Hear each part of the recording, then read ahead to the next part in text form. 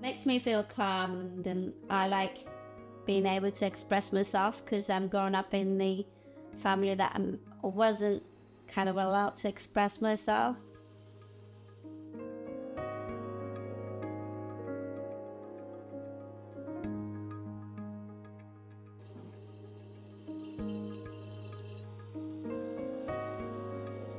I first studied ceramics almost 20 years ago. I did a diploma in Harrogate, and then I met my mentor and I did practice in there. But the life turned around and I found it really difficult to continue, so I had a totally different job. 20 years on, I decided to go back, and I was teaching pottery workshop at the local art centre for the people with a disability because I was working in the social care. And then my daughter started to school, so I thought, well, now it's the time to move on, and I started to become a full-time potter.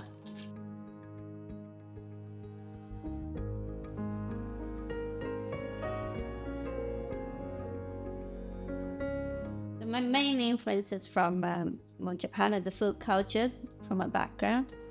I think I like to express that, the table of joy, through my work.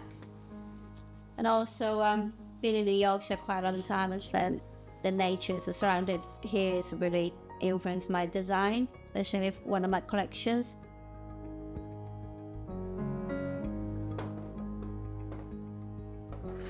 The Yorkshire sort of opened up the closeness to the nature. I love walking in the countryside, even just looking at the wildflowers or looking at the skies and seeing the birds. It's really make me feel calm and peaceful.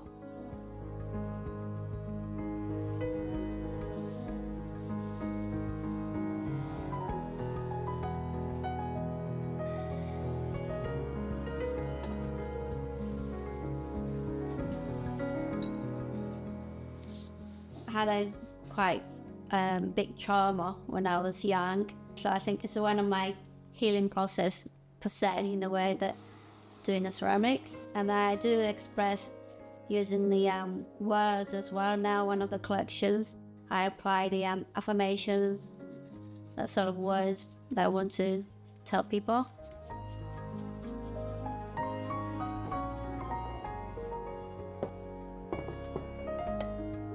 I think it benefits mentally and also emotionally. It makes you feel calm, and I think working with the clay is always therapeutic.